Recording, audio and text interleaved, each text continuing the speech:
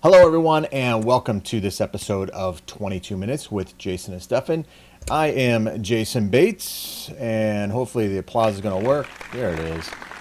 And I'm going to bring you the lender side of things on this episode, and he is Mr. Stefan Cotton. He's going to bring us the realtor side of things for the show. And then, of course, together, we hope to not only entertain you, but also bring you the valuable content that you can actually use when you're looking to buy, sell, refinance, or invest in property here in the Phoenix metropolitan area. So if you're looking to do any of those things, please reach out to us. We'd love to hear from you. If you're watching us from Facebook, please go ahead and like the page if you would. Share with your friends and family. That's what we did the first 10 minutes of the show, was shared with all of our friends and family and some of the groups and things that we're in. Yeah. So if you would be so kind to do the same, that would be awesome. This show, if you're a first-time watcher, this show is all about real estate. So we try to bring real estate-related content that you can actually use and apply to your situation. So today is Tuesday, August 22nd, but we're going to cover the news. Typically, we do the news on Monday, but we didn't want to compete with the solar eclipse yesterday. No, it was pretty amazing. Did you watch the solar eclipse yesterday, Stefan? I watched it on the TV. I watched it on my computer, and I watched it get darker outside my window. It did. It looked like clouds kind of came across the sun. That was about it. Yeah, well, actually, clouds came across the sun and were at my side of the valley, too. Yeah. But yeah, it was a little darker. Yeah, a little darker. Hey, we always do a tweet quote of the day, so let's get to today's tweet quote of the day.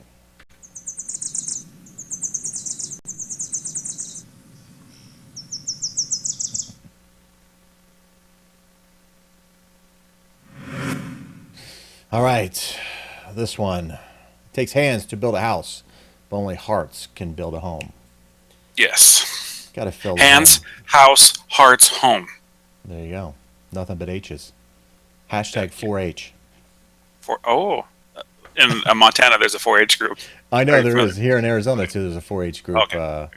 It's, what is it? It's horses. It has to do something with horses, right? Does it? I don't know. I mean, it's farm stuff. Yeah, I think it's to do with horses there. Raising pigs. Remember on Napoleon Dynamite when they're trying to tell you what was wrong with the milk? Did you ever see that show? No. You never seen Napoleon Dynamite? I think I've seen it, but it's been so long I don't remember it. So his 4-H talent is to taste what's wrong with the milk. Oh, this one's got too much onion. Like this cow's eating too much onion. That's correct. Okay. Well, all right. That's all I got. Yeah, it's funny. I know it is kind of funny. Your sound is kind of going too loud there. All right, cool. So Napoleon Dynamite. I'll be sure and watch that, Stefan. Just the milk part. Just the milk part. All right. Maybe we'll play that on one of our Wacky Wednesday things. Yeah. There you go. There you go. Sorry, I didn't mean to kill the timing of the joke there, buddy. Hey, let's we got a lot of news to cover here today, so let's get right to it.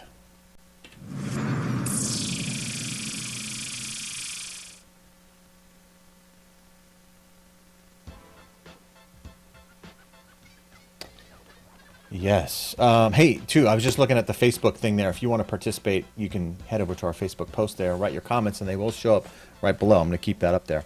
Hey, top story here. Yeah. Federal Reserve is stumped. Stumped.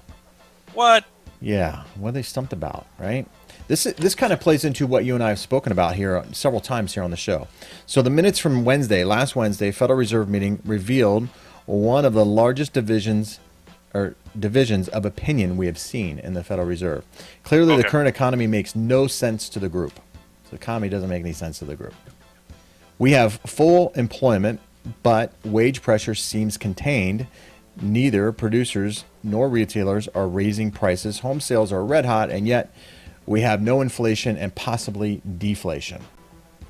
This is what I've been kind of waiting for. I'm anticipating like this pressure on wages just doesn't seem to be moving as fast as I think it should. We have a great rate, employment rate. We have a great employment rate, and we're going to have deflation, meaning prices are going down. Could potentially. So what does the Fed do? One side says nothing. The other side sees the potential for severe inflation to suddenly break out. Experts say there's no chance of a rate hike in September and only a 50-50 for rate hike by year's end. One thing they may do at the September meeting is set a time and parameters for the reducing of the Fed's bond portfolio purchase. Which is something we talked about too. Reducing that bond. That as well. But I like how the first half says nothing. I wonder if they said, what does this mean? Nothing. Or if they said this. Just give a nod. Yeah. Do you want to say anything? No, don't. Or they did that one of these. Yeah. What should we do? Look both directions. Who knows with the Federal Reserve? These crazy, wacky Federal Reserve people. Yeah. Right. All right. Next fine. story here. Next story. This one's a little bit. I don't know. I think we may be going a little too far here on this one. The headline reads here: Citadel announces 1 month bank statement program. Sweet. What is that, right? What is 1 month? One thing I learned for certain at the Florida conference, this is the article that I'm reading here, is that alternative lending, alternative lending is back with a bang. I need a sound effect. Ba-boom. Yeah. It looked almost like the times before the implosion, with dozens of alternative lenders on display. So this is like a mortgage bankers association I'm visualizing here. Yeah. And you have, all these different booths and things like that are out there for Mortgage Bankers Association. Well, there's a lot of alternative lenders out there now vying for position, jockeying for position and business. I can just imagine what the NAMB, National, will be like in October. That's the National Association of Mortgage Bankers. For example, many were offering bank statement programs at good rates and non-owner programs based on just cash flow.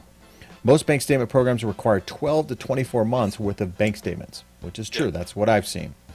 One company here, and I'm not going to name them right now. If you want to know who they are, give me a call or write a post on write it on our post here, and I'll be sure to respond. Is now going to offer a 1 month bank statement program for borrowers with a 700 plus credit score. So in other words, all you need is 1 month worth of bank statements. That's what they'll use for your income. Dangerous? Not dangerous. Your thoughts? 700 credit score. 700 credit score kind of saves me from it being too dangerous. 700 credit score tells me you're kind of savvy with your bills and staying current. Yeah. I'm pretty sure even though they do 1 month, the underwriter might ask for two. Can you give me where's the catch? Can you just give me one? Yeah, right. Listen, you're looking good. We just need last month's statements as well to get you finally approved. But or when you have the appraisal done, the appraisal comes in at 50% of the value of the actual house. So, hey, sorry, I can't do it for you. Right. I think this is a little dangerous. This is a slippery slope. Right. The problem is, one company does this, they have success with it, then another company jumps in, they get, then we are, as the article kind of alluded to, we're pre-2008 recession type lending again. Do you remember what the credit score was back then? Requirement to get a loan? Oh, I mean, in all full disclosure, I was doing loans, in the low 500s. Yeah, right. Low 500s. Yeah, that's what I'm saying. So this program, you need a 700 to qualify. Mm-hmm. A little bit different, and we talked a little bit about how to kind of trick the credit score. The snapshot of what it is, how to get that up there. Right. I'm currently, at full disclosure, I'm below 700. Not too far below it, but I'm below it, so I wouldn't qualify for the program. But remember, too, today with changes in credit score algorithm, some medicals not being counted into that credit score algorithm where before they were, I don't know. It just seems a bit bold, in my opinion, to only take one. So, okay, I'm going to just save up all my money and deposit all this money in this 1 month because I know I'm going to, purchase a house in the month of December. But it's not really indicative of what I make throughout the year. But I need that. 1 month I show $20,000 worth of deposits. Therefore, you qualify me on $20,000 when I actually only make $5,000 a month when you average it. I had a good day at bingo. I just won a bunch of money at bingo. I'm going to throw that in there, and now I qualify for a house. But. Scary to me a little bit. But if it's a 50% loan to value, whatever, and maybe there's some argument to have it for sure. All right, next story here. New home growth painfully slow. Painfully slow. Ooh, look at that guy's not even moving. Yeah. I just see him standing still. Shouldn't he be wearing a harness? Isn't safety paramount in home building? Yep. New home starts are inching upward, but nowhere near fast enough to meet demand. There were 4.1% more new homes being built than in July 2016. So a little bit higher, but not much higher. On the surface, one more out of 20. It's 25 houses versus 26 houses. That's what right. it is. Yeah, one extra house. That seems good, but Freddie Mac's chief economist explained at the Florida conference that we are about 400,000 units short of what we need just to meet demand. Yep. So 400,000 units short. That's quite a bit. Buyers seeking a residence must compete with those who want second homes and investment properties. There you go. I have this going on right now up there off of Stray Mountain. You know, this house is supposed to be done, I think, in August. They kind of pushed it to September. Now we're not going to close until October 15th or something. Yeah, builders, we've mentioned this on the show. Builders are having a difficult time building at price points that are in certain demographics, first-time home buyers, that sort of thing. The cost of construction, lumber. The cost of lumber, we've talked about that, the tariffs and things like that associated with it. So builders are going to build not necessarily for specs, but once they know a buyer is bona fide and qualified to purchase the home. They don't want to sit on any inventory. So they're not in any type of rush to go out there and build a bunch of homes. And land prices have dramatically gone up as well. So purchasing new land, right, pretty expensive too right now. So a lot of pressure on the builders there. Hence why we have such demand for housing. It's not because our population has exploded. It's just that fewer people are putting their homes up for sale, which is putting then some pressure on the new home builders. Right. There. So hopefully, I think in a couple years, I think that'll. It's going to take a couple years, but I think that will slowly start to catch up to itself.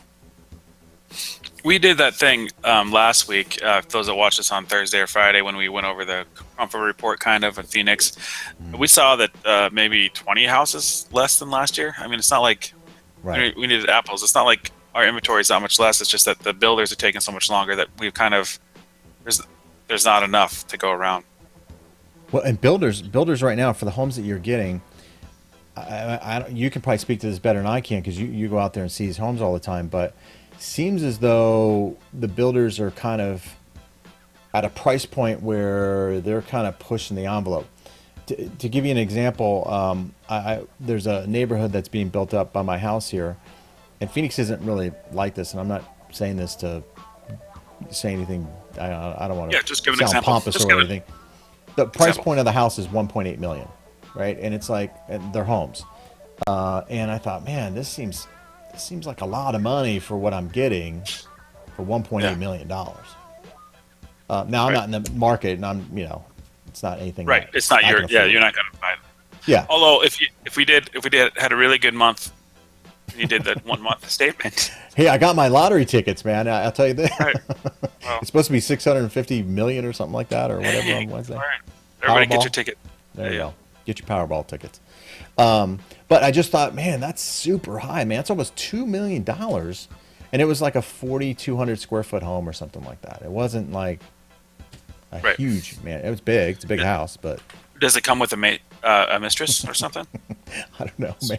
I don't know. It seemed like a lot of money to me, but that's kind of, I guess, Cave Creek, Scottsdale. Okay, next story here. Redfin. What's going on? Redfin's been in the news. Redfin. Yeah. Redfin. Do you remember that? Yeah. You know that reference? No. Redfin? Oh, No. The Shining. Oh. Oh my goodness. See, I don't remember that. I've seen that Shining like several times, but Okay. I'm not good at remembering movies, man. That's all right. That's my. I drank my coffee. All right. Good. I like big mugs.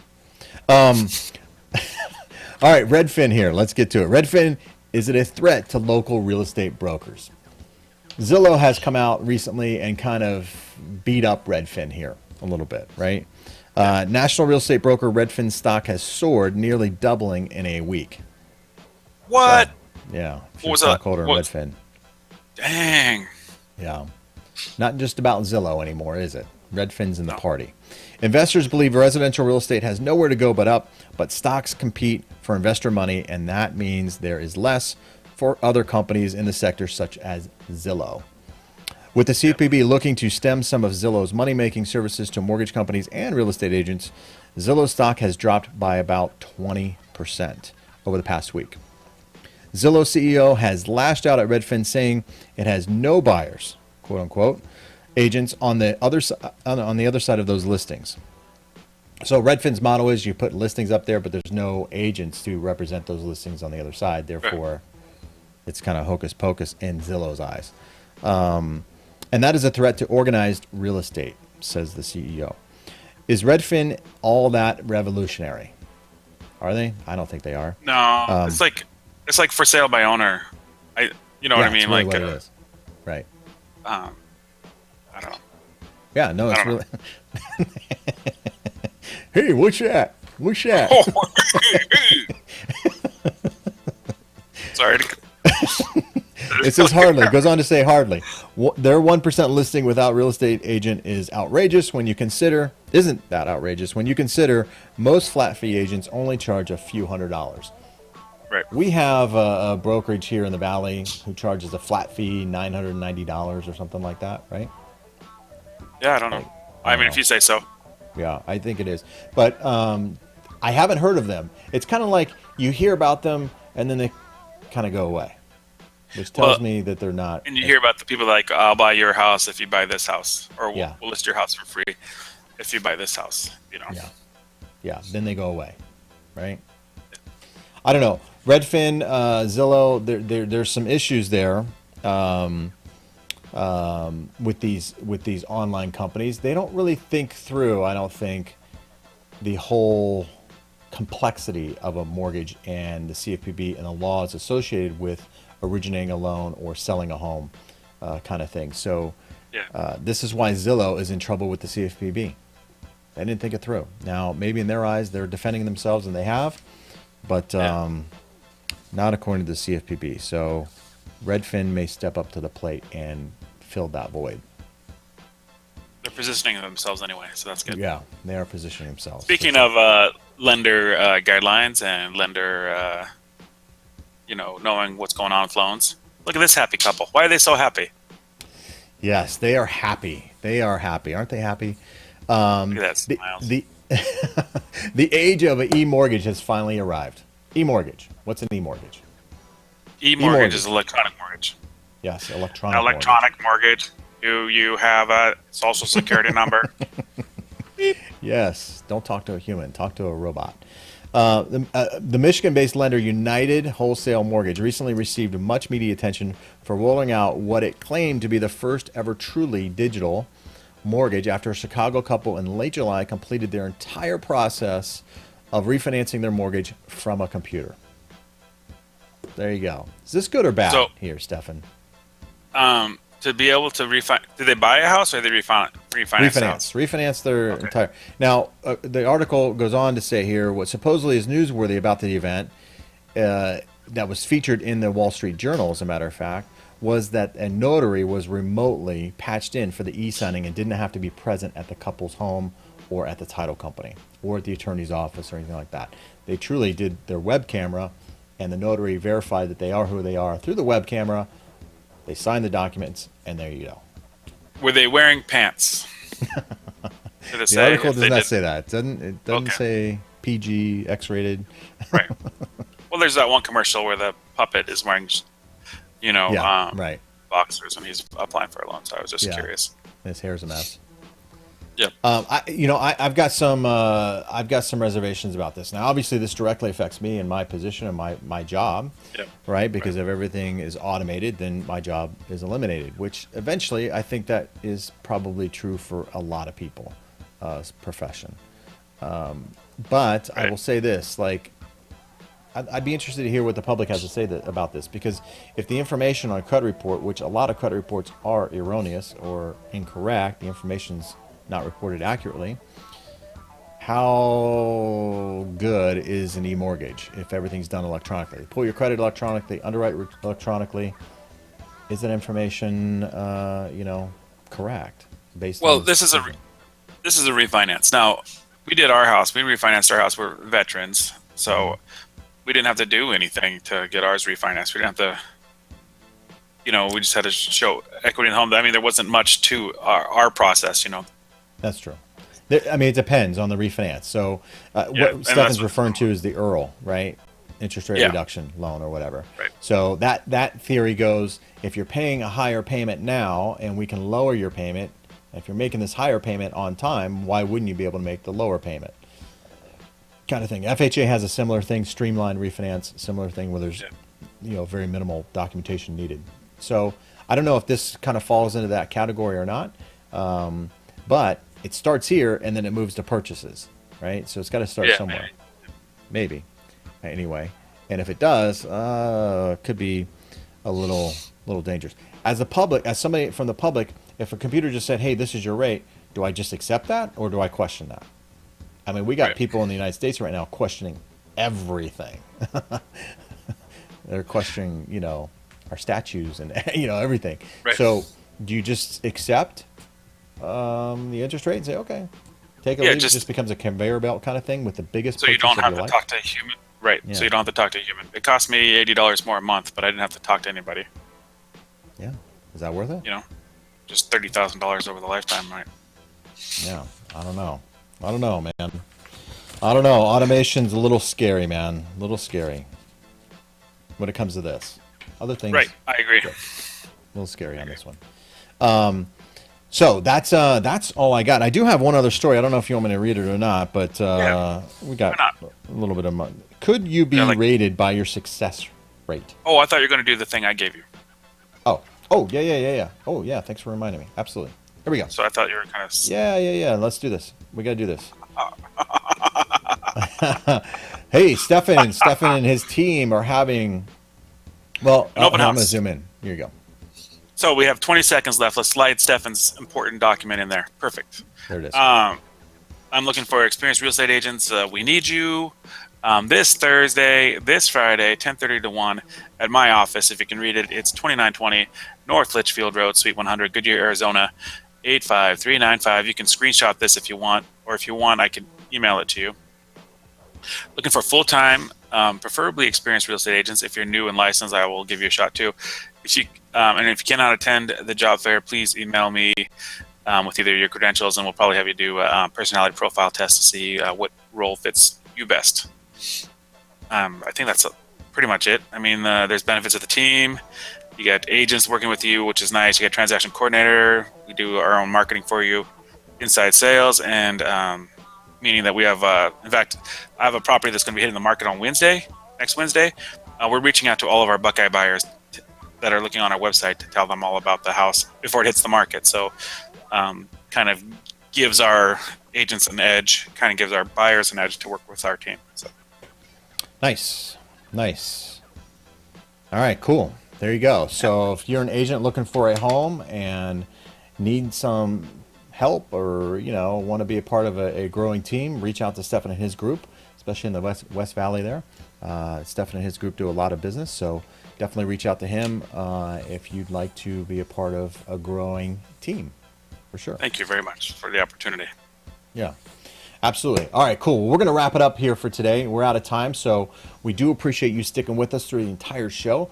Please share with your friends and family, or if you know anybody who's looking to buy, sell, refinance, or invest in property, please share our contact information with them, as we would love to be either your team of choice or your friend's team of choice. So with that being said, we're going to wrap it up for today. Tomorrow we'll be back 9 a.m. live on our Facebook page. I was going to say channel, but Facebook page, 22 minutes with Jason and Stefan at 9 a.m. tomorrow. So until then, everyone, have a great day, and we will see you tomorrow. Take care, everyone. Bye-bye.